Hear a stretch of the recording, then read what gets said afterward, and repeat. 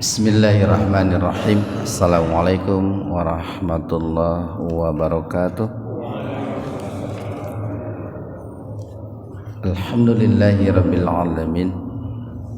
Wa bihi nasta'inuhu ala umuri dunya waddin. Asyhadu an la ilaha illallah wahdahu la syarika lah.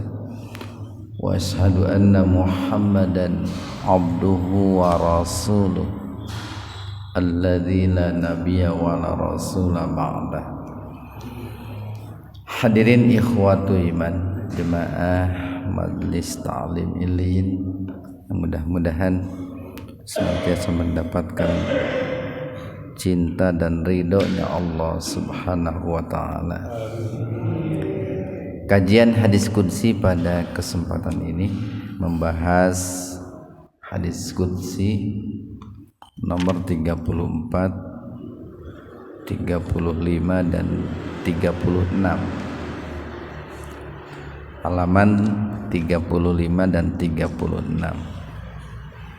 Hadis qudsi nomor 34, 35 dan 36. Ikhwanu fiddin arsyadakumullah, secara garis besar bahwa ketiga hadis qudsi tersebut itu berbicara tentang seputar al-hubbu war-ridho, yaitu seputar cinta dan ridhonya Allah Subhanahu wa taala, yang tentu kita harus berupaya bagaimana biar kita ini termasuk orang-orang yang layak untuk mendapatkan cinta dan ridhonya Allah Subhanahu wa taala. Dan ini menunjukkan bahwa persoalan cinta dan ridho ini adalah sebuah persoalan yang penting dan memang dibahas di dalam sumber ajaran kita. Salah satunya adalah dalam hadis qudsi ini. Nah, di hadis yang 34 ini, hadis ini berasal dari seorang diriwayatkan melalui jalur seorang sahabat yang bernama Abu Hurairah. Beliau menuturkan bahwa Rasulullah sallallahu alaihi wasallam bersabda, Allah Subhanahu wa taala berfirman, "Idza apabila ahabba idza ahabba abdi liqa'ina." Idza apabila ahabba mencintai, abdi hambaku, liqa'ina. Liqa itu kan bertemu, Pak, berjumpa, pertemuan, perjumpaan. Denganku itu ada i, itu denganku. Jadi kalau digabung begini, idza ahabba abdi liqai, apabila hambaku senang berjumpa denganku, kata Allah begitu, maka sebagai imbalannya adalah ahbabtu, maka aku pun menyukai, mencintai liqa'ah, pertemuan dengan hambaku tersebut. Wa idza, dan apabila kariha, dia atau hambaku itu tidak menyukai itu. Kariha itu makruh itu, Pak, membenci. Kariha itu kebalikan dari ahabba. Dan apabila hambaku tidak menyukai liqai, berjumpa denganku, karihtu, maka aku pun tidak menyukai atau tidak menginginkanlah liqa'ah, untuk berjumpa dengannya. Nah, ini hadis yang singkat ini memiliki makna dan pesan yang sangat luar biasa, Pak. Jadi boleh dikatakan bahwa cinta dan bencinya Allah itu tergantung kita gitu, Pak. Cinta kita terhadap Allah itu akan sebanding dengan cinta Allah terhadap kita. Atau barangkali ketidakcintaan kita kepada Allah akan berbanding lurus juga dengan ketidakcintaan Allah terhadap kita. Boleh dibilang beginilah, cinta Allah itu tergantung cinta kita gitu, dan bencinya Allah pun tergantung benci kita gitu. Nah, ini sebetulnya merupakan sebuah motivasi bagi kita, Pak, orang-orang yang beriman, yang tentu kan kita ini dalam hidup ini senantiasa berusaha untuk meraih cintanya Allah, meraih ridhonya Allah. Yang tentu saja nih, untuk meraih cintanya Allah itu salah satunya ini, Pak, ya, kita harus mencintai sesuatu ataupun seseorang yang dicintai oleh Allah. Kita pun harus membenci sesuatu ataupun seseorang yang dibenci oleh Allah. Jadi begini, suka ada orang yang mengatakan saya cinta Allah, tapi dia tidak mencintai sesuatu yang dicintai oleh Allah. Saya cinta Allah, tapi dia tidak membenci apa yang dibenci oleh Allah, tidak membenci siapa yang dibenci oleh Allah. Karena muncul bahasa orang mah teologis lah gitu, teologis teka harti untuk barudak ayeuna. Engkau mencintai Allah tapi tidak mencintai apa dan siapa yang dicintai Allah. Engkau membenci Allah, mencintai Allah tapi tidak membenci apa dan siapa yang dibenci oleh Allah. Nah, tentu ini kan harus dikaitkan dengan hadis-hadis yang lain. Nanti kalau berkaitan dengan apa nih, apa yang dicintai dan apa yang dibenci oleh Allah itu bisa berkaitan dengan tempat gitu, Pak. Ada tempat-tempat yang dicintai oleh Allah. Ya, diantaranya masjid itu, Pak. Itu tempat yang dicintai oleh Allah. Maka kita pun harus mencintai tempat tersebut, masjid tersebut. Atau Allah itu mencintai yang namanya majlis ilmu itu, Pak, majlis ilmu, atau yang disebut dengan Raudhatul Jannah, itu taman-taman surga itu. Maka kita pun harus mencintai yang namanya majlis ilmu gitu. Dan Allah pun membenci sesuatu ataupun seseorang, maka kita pun harus membenci sesuatu dan seseorang itu. Ya sudah pasti Pak, Allah yang maha suci membenci tempat-tempat yang tidak suci, membenci tempat-tempat yang penuh dengan kemaksiatan. Allah yang maha suci tidak mungkin mencintai para pelaku maksiat. Nah, seringkali ada manusia itu yang mengaku cinta kepada Allah tapi suka, senang terhadap para pelaku maksiat. Seringkali manusia itu mengaku cinta kepada Allah tapi senang terhadap tempat-tempat yang berbau maksiat. Padahal tadi kita sudah mengatakan atau Allah sudah berfirman bahwa cintanya Allah tergantung cintanya kita, dan bencinya Allah tergantung bencinya kita. Nah, nanti akan diperjelas dalam beberapa hadis qudsi berikutnya nih. Nomor 35. Idza apabila ahabba mencintai Allahu Allah abdan seorang hamba. Ini kabar gembira bagi kita nih Pak.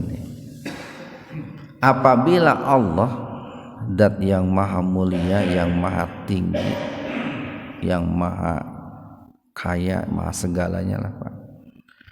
Apabila Allah itu mencintai seorang hamba, tentu seorang hamba yang ada di bumi itu Pak,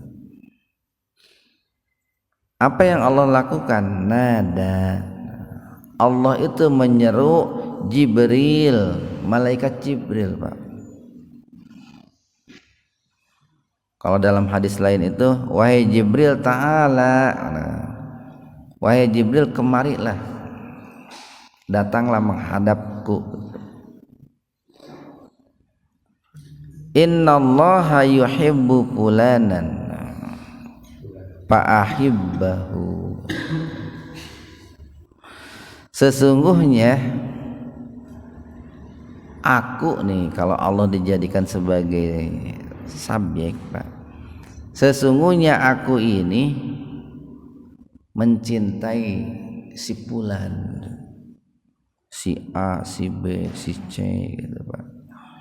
Itu disebutkan namanya nih. Saya ini mencintai Habib Deden gitu. Saya ini mencintai Ustadz Pitoyo. Saya ini mencintai Ustadz Yusuf. Nah itu.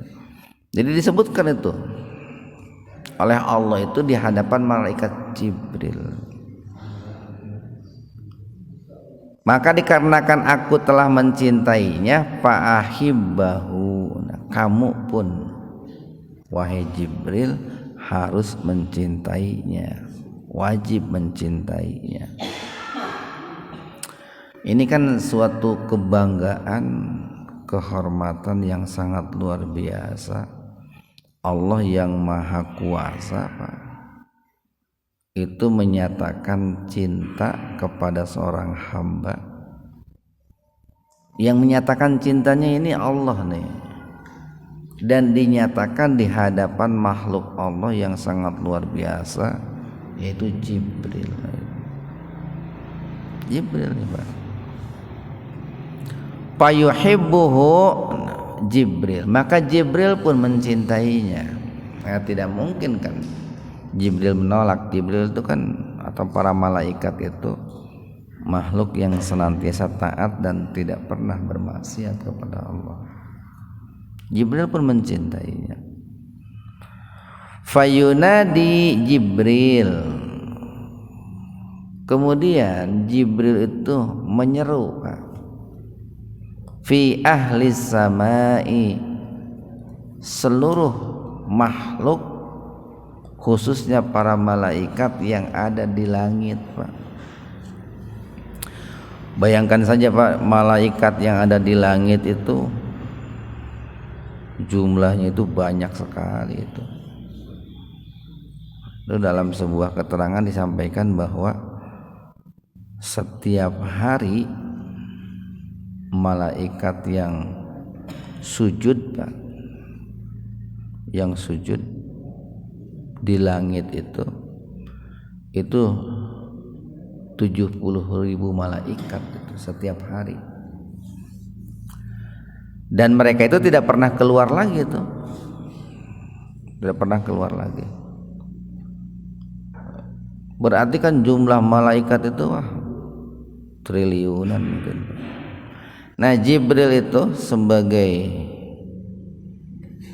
malaikat yang pertama dipanggil oleh Allah, dan mendengar pernyataan cinta dari Allah, itu menyampaikan kepada seluruh malaikat yang ada di langit. Jibril menyeru seluruh malaikat yang ada di langit, lalu menyampaikan bahwa innallaha, sesungguhnya Allah, yuhibbu fulanan, telah mencintai seorang hamba di bumi. Wahai para malaikat, tadi saya dipanggil oleh Allah, kemudian Allah mengatakan di hadapan saya bahwa Allah itu telah mencintai seorang hamba di bumi. Aku diperintahkan untuk mencintainya dan aku pun sudah mencintainya. Lalu saat ini saya sampaikan kepada kalian bahwa kalian pun harus mencintainya. Fa'ahibbuhu, maka kalian pun harus mencintai hamba tersebut. Fayuhibbuhu, maka para malaikat itu fayuhibbuhu ahlus samai, maka para penduduk langit itu mencintai hamba tersebut. Summa, kemudian yudau, dia meletakkan lahu, meletakkan apa? Meletakkan cinta, Pak.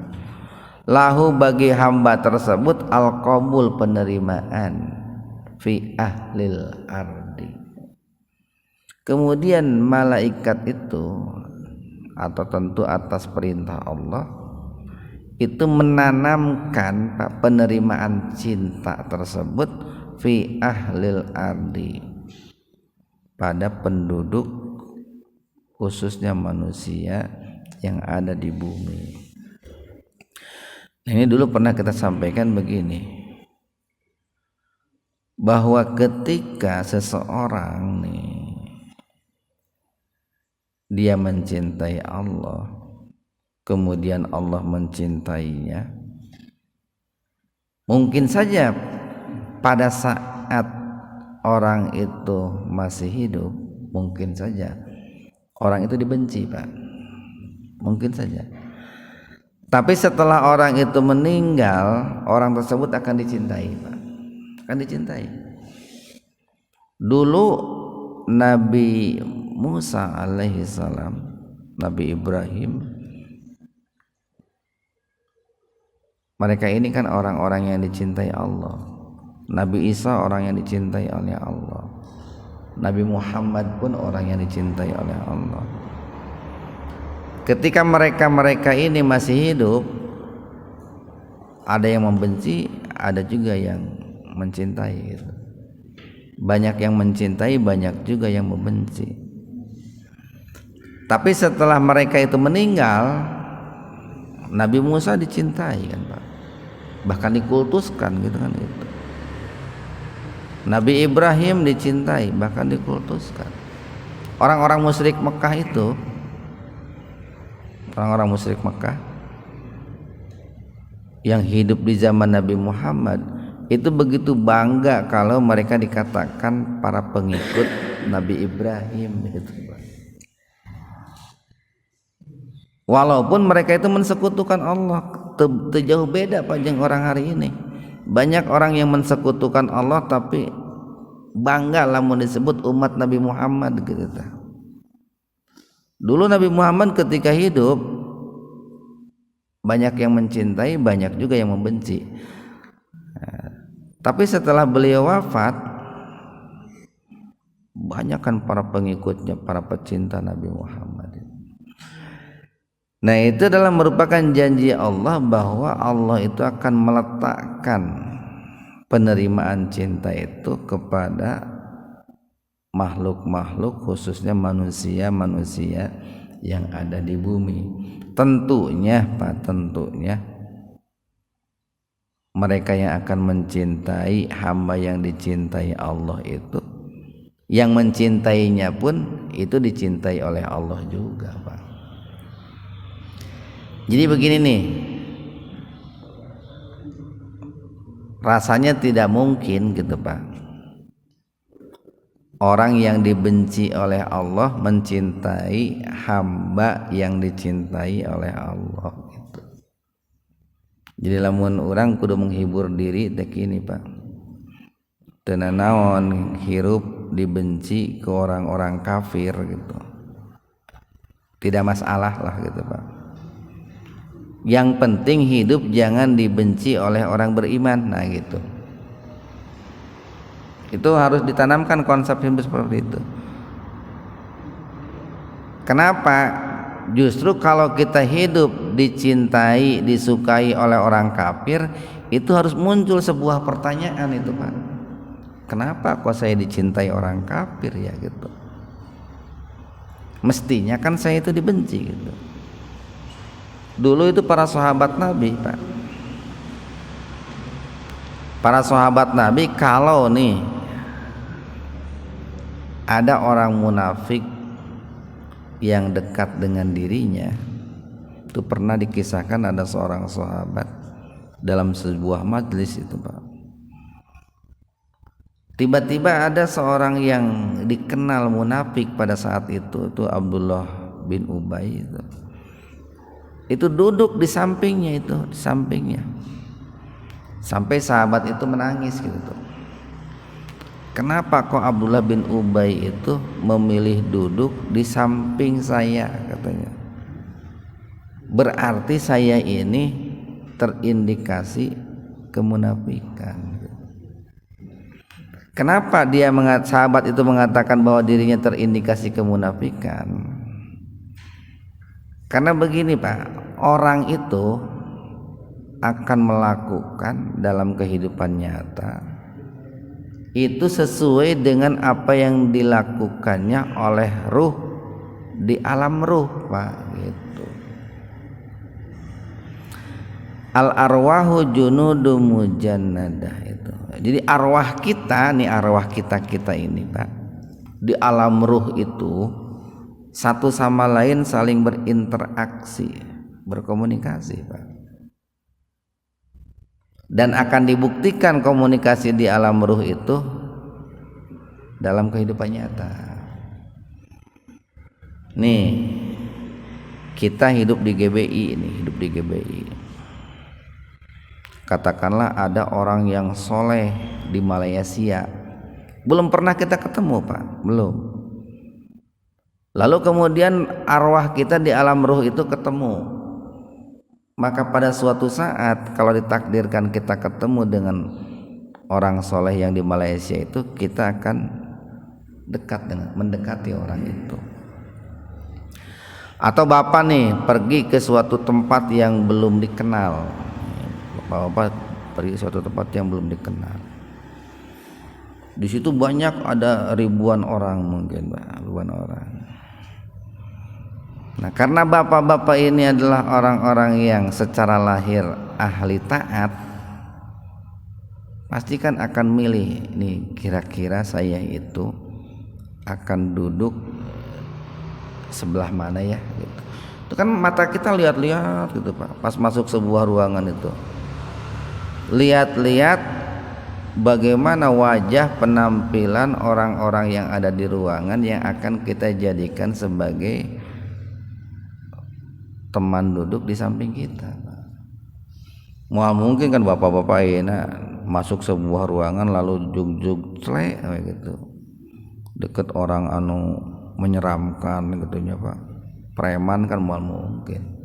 Pasti yang teh paling tidak anu make kopiah gitu, anu kaciri wajahna sok wudu gitu Pak. Paling kan begitu Pak.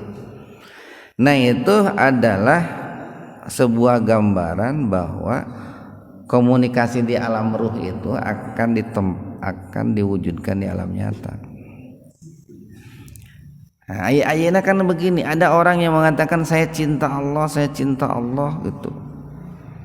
Tapi ketika didekati oleh orang-orang yang secara lahir membenci Allah, yang sudah pasti Allah pun benci kepada dirinya, manisok atoh gitu ta. Kamari cenah aya bapak anu cenah ka dieu cenah.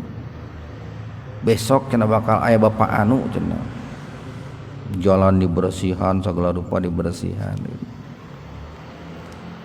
Jadi cek logika teh termasuk itu.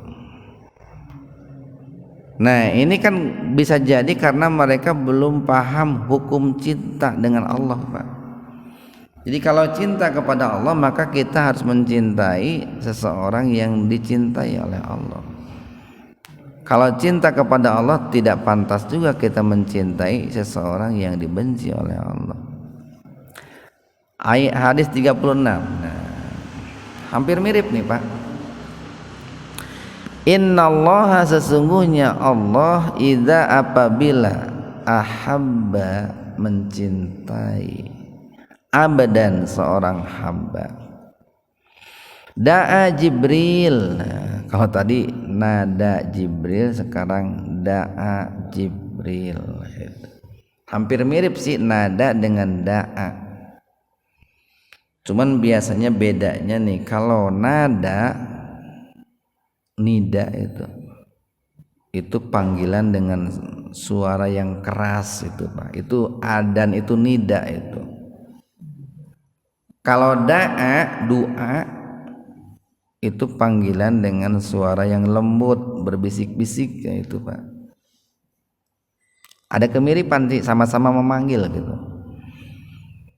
Sehingga para ulama mengatakan ketika disebut da'a Jibril itu Allah memanggil Jibril itu dengan apa ya, dengan penuh kelembutan, dengan penuh kasih sayang gitu. Jadi apabila Allah mencintai seorang hamba tentunya di bumi ini, Pak, da'a Jibril, lalu Allah menyeru malaikat Jibril. Faqala, kemudian Allah berfirman, wahai Jibril, inni uhibbu fulanan, sesungguhnya aku mencintai seorang hamba. Fa ahibbahu, maka cintailah hamba tersebut. Qala fayuhibbuhu Jibril. Kemudian ada yang mengatakan qala di sini Rasulullah bersabda. Ini kan Rasulullah sedang menyampaikan hadis ini nih. Rasulullah bersabda fayuhibbuhu Jibril. Lalu Jibril pun mencintai hamba tersebut. Tsumma, kemudian yunadi fis samai. Kalau yang tadi fi ahli samai. Kemudian Jibril menyeru para penduduk yang ada di langit. Banyak yang menafsirkan maksudnya adalah para malaikat. Fayaqulu, kemudian Jibril berkata, wahai para malaikat, wahai sahabat-sahabatku, innallaha yuhibbu fulana, sesungguhnya Allah telah mencintai seorang hamba. Fa ahibbuhu, maka cintailah oleh kalian hamba tersebut. Fa yuhibbuhu ahlus sama, lalu seluruh para penduduk langit itu mencintai hamba tersebut. Summa, kemudian yuda'u lahu al-qabul fil ardi, sama dengan yang tadi, Pak, hadis yang 35 di ujungnya itu. Kemudian dia Allah menanamkan dalam hati para penduduk yang ada di bumi, yaitu menerima kecintaan terhadap hamba tersebut, menanamkan kecintaan terhadap hamba tersebut. Ini sebaliknya nih, wa idza, dan apabila abgodo, Allah murka, Allah benci, al maghdub, abgodo itu ghairil maghdubi itu. Wa idza, dan apabila abgodo membenci abadan seorang hamba yang ada di bumi. Nah, ini kebalikannya nih. Da'a Jibril, Allah pun menyeru malaikat Jibril. Fayaqulu, kemudian Allah berfirman, ya Jibril, wahai Jibril, inni ubghidu fulanan, sesungguhnya aku telah membenci seorang hamba, si fulan yang ada di bumi. Fa'abghiduhu, maka kamu pun harus membencinya. Wah, ini celaka ini Pak. Kalau Allah sudah membenci seorang hamba di bumi, lalu Allah menyeru malaikat Jibril menyatakan kebenciannya di hadapan Jibril terhadap hamba tersebut. Berarti kan kita harus tahu nih apa yang dibenci oleh Allah itu dan siapa yang dibenci oleh Allah itu. Kalau tempat-tempat seperti apa yang dibenci oleh Allah itu, gitu Pak. Berarti kan harus dijauhi Pak. Qala, nah Rasul bersabda, fayubghiduhu Jibril, maka Jibril pun membencinya. Kan tidak mungkin Jibril itu menolaknya atau mencintainya, tidak mungkin. Tidak mungkin Jibril itu mencintai apa yang dibenci oleh Allah atau siapa yang dibenci oleh Allah. Summa kemudian yunadi fi ahli sama, Jibril pun menyeru para malaikat yang ada di langit. Lalu Jibril mengatakan kepada mereka, innallaha, sesungguhnya Allah, yubghidu, benci, fulanan, terhadap seorang hamba yang ada di bumi tentunya.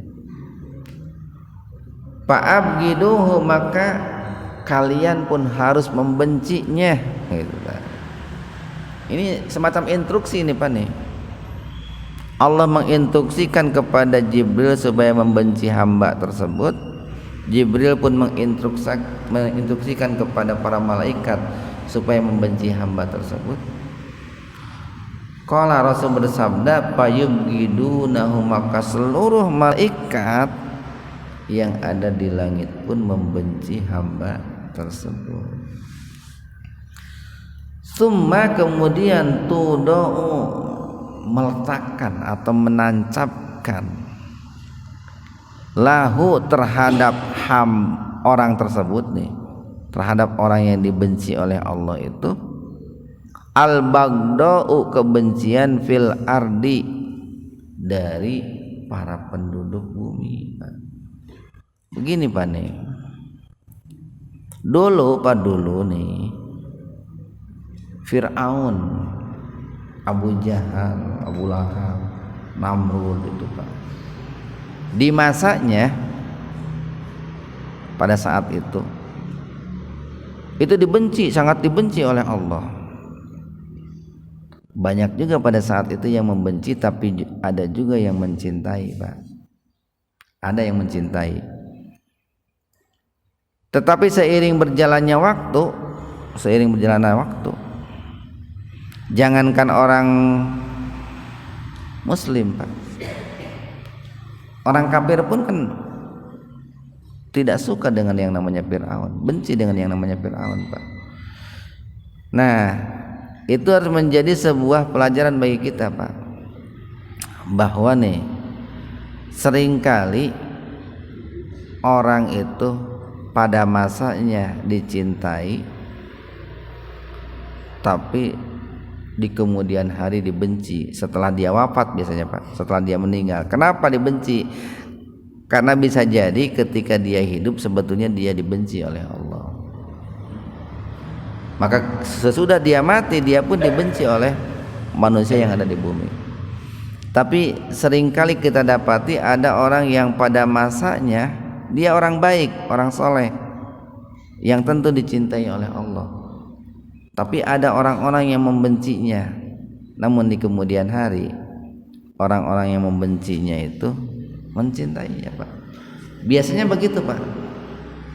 Dulu nih di zaman Nabi Nuh, Yagus, Ya'uq, Nasr, itu dibenci. Mereka orang-orang soleh pada zaman itu.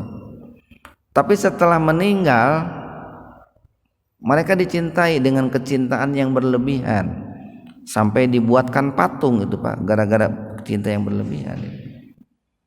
Lata, Uzza, Manat di zaman Abu Jahal itu orang-orang soleh itu. Setelah mereka wafat dicintai sampai disembah kan. Nah seperti itu.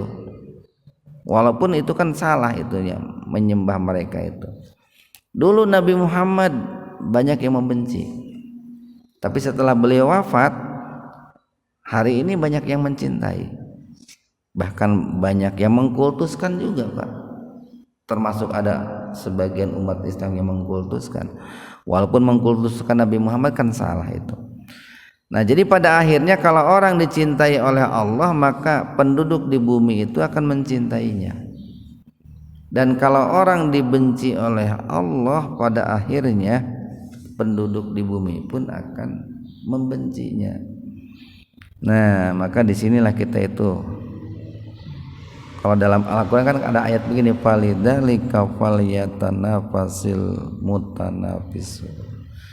Kita itu harus berlomba, berlomba bagaimana dalam hidup ini mendapatkan cinta dan ridhonya Allah, dan bagaimana dalam hidup ini kita dijauhkan dari al-bughdu, yaitu kebencian dari Allah Subhanahu wa taala. Dan kita sering katakan bahwa begini, dalam hidup ini kita jangan terlalu jangan terlalu senang gitu ketika hidup kita dicintai oleh manusia. Terlebih-lebih kalau kita dicintai manusia tapi dibenci oleh yang ada di langit. Kita pun tidak perlu terlalu bersedih ketika di dunia dibenci oleh manusia. Jadi harus nyantai ya Pak. Yang penting Allah dan para malaikat yang ada di langit itu mencintai kita, Pak. Itu konsep hidup itu harus ditanamkan itu, Pak, dalam diri kita terhadap anak-anak kita itu.